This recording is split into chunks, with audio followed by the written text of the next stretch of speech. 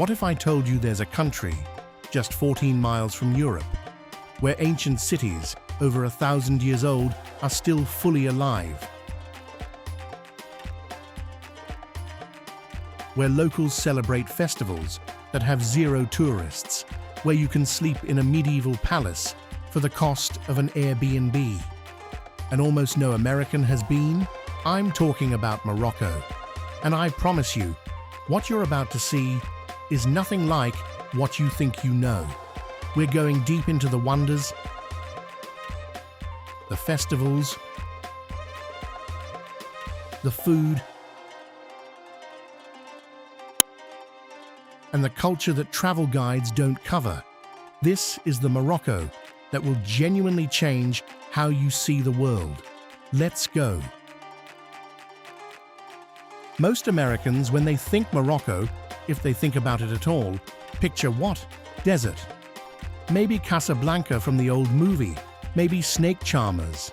That mental image, it's outdated by about 5 centuries.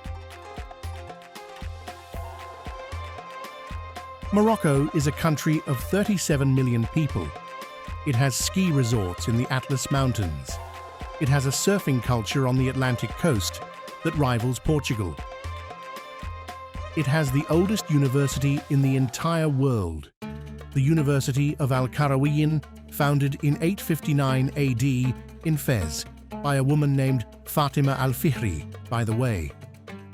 Morocco sits at the crossroads of 3 worlds: Arab, Amazigh Berber, and African. Historically, it was also deeply shaped by Andalusian Spain, by the French, by the Portuguese, by sub-Saharan trade routes. The result? A culture so layered, so rich, so visually overwhelming that most visitors spend their first day just standing in the street with their mouths open.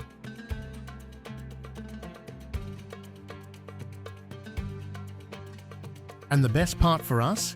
It's criminally undervisited by Americans. In 2023, Morocco saw about 14 million tourists, but the vast majority were European. Americans are sleeping on this country, so let's wake up.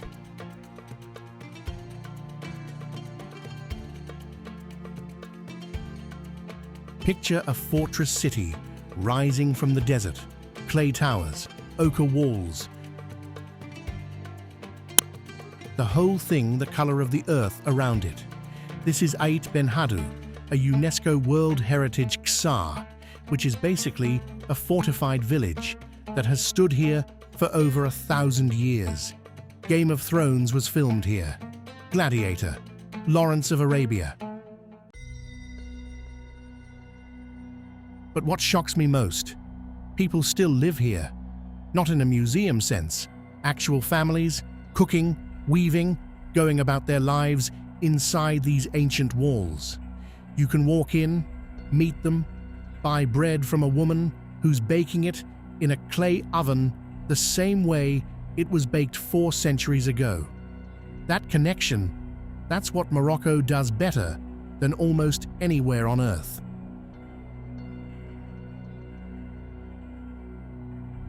Three hours from Marrakesh, through olive groves and Berber villages, is Africa's most stunning waterfall. Ouzoud Falls drops 110 meters into a turquoise pool below. Wild Barbary macaques literally climb on your shoulders. Local guides take you behind the falls, on wooden boats. There is no theme park version of this. It's just raw, jaw-dropping nature, and barely any Americans know it exists. At 4,167 meters, that's over 13,600 feet, Mount Toubkal is the highest peak in North Africa and the entire Arab world. And here's the wild thing. You don't need to be an extreme mountaineer to summit it. With a good guide and 2 days of hiking, ordinary people do this. The views from the top, snow-capped ridges, the Sahara visible in the haze, Berber villages thousands of feet below. It is genuinely one of the most surreal experiences you can have on this planet. And then there's this, the Chebi Dunes near Merzouga. You can rent a camel, ride an hour into the Sahara as the sun sets, and sleep in a luxury Berber camp under more stars than you've ever seen in your life.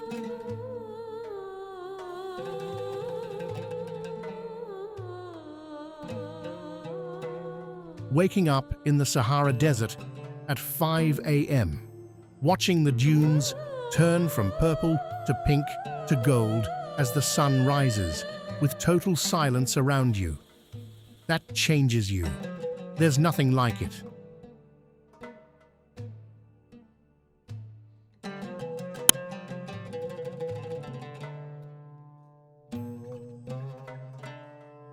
Morocco's old cities, the Medinas, are unlike anywhere in the world.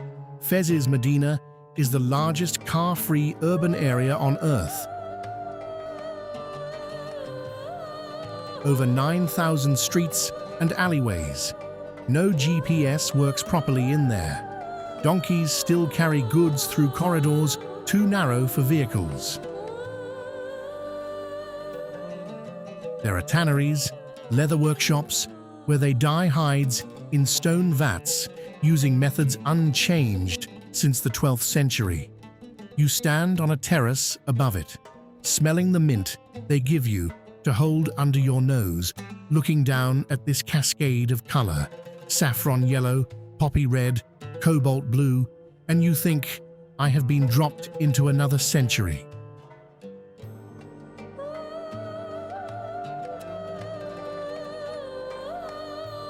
Morocco is one of the last places on Earth where traditional crafts aren't a tourist performance. They're a genuine living economy. Metalworkers hammering intricate patterns into copper lanterns. Weavers creating Beni Urain rugs that take months to finish.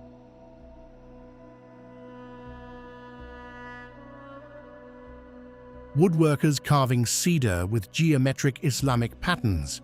Mosaic tile artisans, the zelaja makers, cutting tiles one by hand into 1,000 shapes that fit together into a single seamless floor. You can watch all of this. You can buy directly from the maker. You can even learn. This is not a craft fair. This is living heritage. And we need to talk about the Amazigh people, the indigenous Berber population that has called North Africa home for over 4,000 years before Arabs arrived, before Islam, before Rome. They are the original Moroccans. Today, about 40 to 60% of the population has Amazigh heritage. Their language, Tamazight, is now a co-official language in Morocco. If you go to Morocco and don't engage with Amazigh culture, you've missed half the country.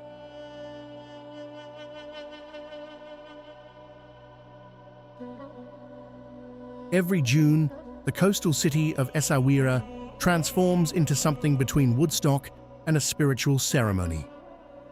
The Nawa World Music Festival draws 500,000 people, mostly Moroccan, to celebrate Nawa music. What is Nawa? It's one of the most hypnotic, powerful musical traditions you've never heard of. Trance-inducing percussion, metal castanets called krakeb, bass voice chanting, all rooted in the spiritual traditions of West African enslaved people who came to Morocco centuries ago. It's been classified by UNESCO as intangible cultural heritage. The festival runs for 4 days and nights. It is absolutely free to attend. In the Dardes Valley, the entire regional economy runs on roses. Every May, tens of thousands of damask rose bushes bloom simultaneously, and the locals celebrate with the Rose Festival. There are Rose Queen pageants, Berber music, camel parades, artisan markets, and the valleys literally smell like perfume. Morocco is one of the world's largest producers of rose water and rose oil. Much of it ends up in your beauty products back home. seeing where it comes from, meeting the families that have harvested roses for generations. This is the kind of travel memory that stays with you forever. This one sounds like it was invented for a documentary, but it's completely real. Every September, in a remote high Atlas plateau at 2,200 meters altitude, thousands of Amazigh Berbers converge on the town of Imilchil for a 3-day Musum, a sacred gathering that has served as a traditional marriage market for centuries. Young men and women from different tribes meet, interact freely, which is notable in a traditional context, and if both agree, they can get officially engaged on the spot. Picture this: a line of horsemen in white djellabas, rifles raised, riding full gallop toward you in perfect formation. Then, at exactly the same moment, every rifle fires simultaneously into the air. One explosion, one cloud of smoke, the crowd roars. This is the Tabarida, also called fantasia, a centuries-old equestrian art that was once military training for Moroccan cavalry. Today it's performed at festivals across the country. It was added to UNESCO's Intangible Cultural Heritage list in 2021. The precision, the horsemanship, the costumes, the sheer auditory impact of that simultaneous gunshot, there is no equivalent in Western culture. Nothing prepares you for it. During the day, Djemaa el-Fna in Marrakesh is a market square. As the sun goes down, it transforms into something that has no category. Snake charmers, storytellers speaking in Darija Arabic to crowds of locals who are genuinely laughing, acrobats, fortune tellers, and then, as full darkness falls, over 100 food stalls appear from nowhere, each with someone shouting at you to sit at their table. The smoke from the grills fills the air. You eat harira soup, snail broth, lamb merguez, sheep's head if you're brave, all of it for under $5. This square has been doing this every single night for over 1,000 years. UNESCO declared it a masterpiece of oral and intangible heritage of humanity. There is nowhere else on earth quite like it.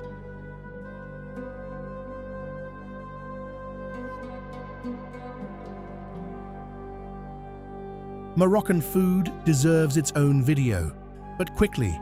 Tagine is the slow-cooked stew of legends. Lamb with prunes and almonds, chicken with preserved lemon and olives. Bastilla is a pie stuffed with pigeon, eggs, almonds, and cinnamon, sweet and savory at once, and one of the most sophisticated dishes in world cuisine. Chefchaouen, the Blue City, is famous.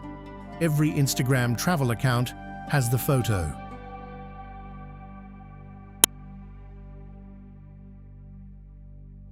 But here's what no one tells you. Go at 5 a.m. Before the tour groups arrive, the blue alleys are completely empty. Morning light filters down through bougainvillea. Cats? There are hundreds of cats in Chefchaouen. Pad silently past painted pots. An old man opens his bakery. A woman hangs laundry from a window. It is the most photogenic 90 minutes of your life, and you will share them with almost no one.